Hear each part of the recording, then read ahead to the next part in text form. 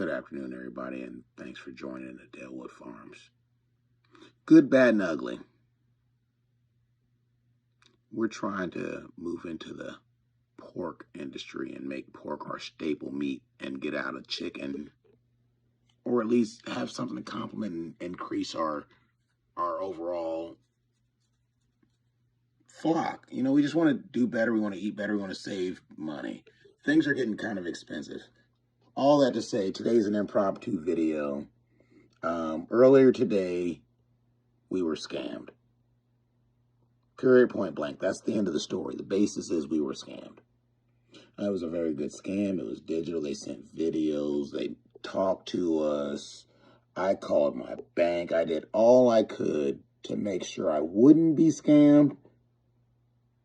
And I believe the odds were in my favor not to be scammed. But when I drove up to the address to meet and pick up my pork, I was scammed.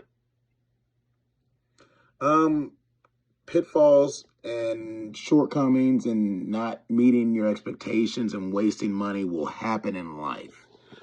Today, I feel I've handled that as responsibly as I can. I haven't gotten angry. We thought about it before going in. Me and the wife, we kind of, we discussed, well, hey, you know, I can understand putting a deposit down for an animal, especially in a market right after 4-H when prices are a little high for premium pork.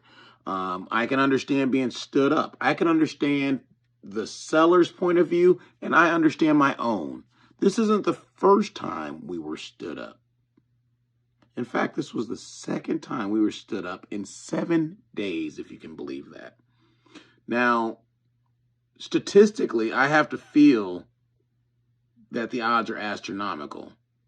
What happened was we went on a few groups and followed some people that were with pasture pigs, selling pigs, local regional areas you would search normally to actually find pork and go about this.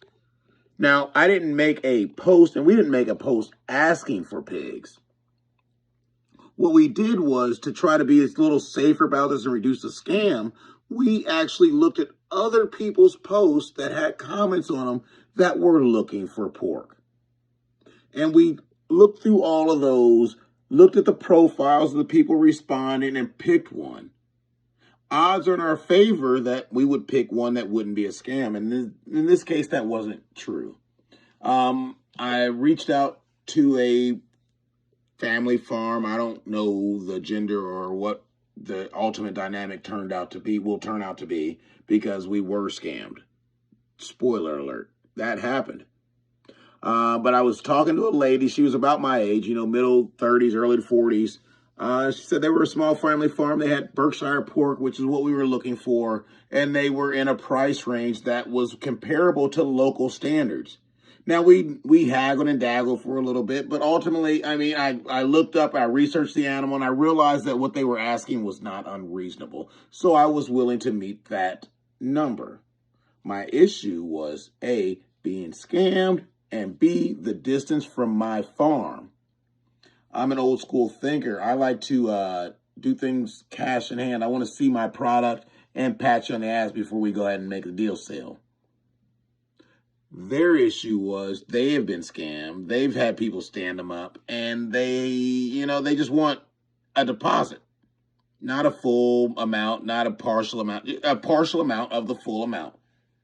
That's reasonable. That happens in all sorts of industries. It's not like it's something so unheard of. I'd be like, all right, yeah, nah. And the number we were talking about when me and the wife talked about it was low enough for the amount of animal and the potential growth. It was a safe bet.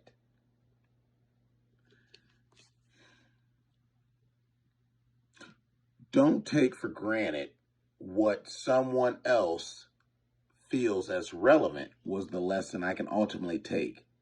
Because the amount we thought was so low as a deposit that who would scam somebody for actually turned out driving 100 miles later and renting a vehicle was that number.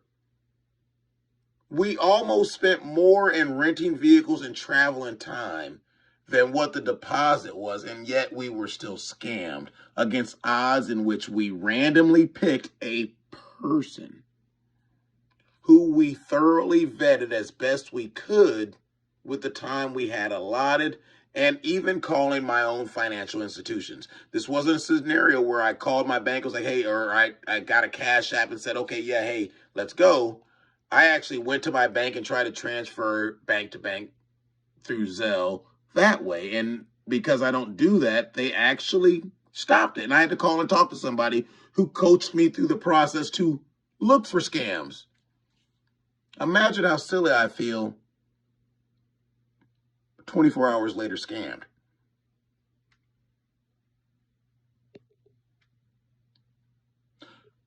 We're not disheartened. We were prepared. I have an aunt one time who had told me once upon a time, hey, if you want to invest in the stock market, have money to spend and throw away. I apply that lesson and knowledge to today.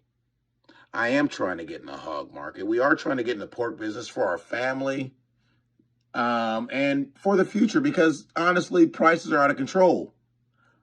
But we were willing to take a risk to try to move forward. And although we were burned, we learned.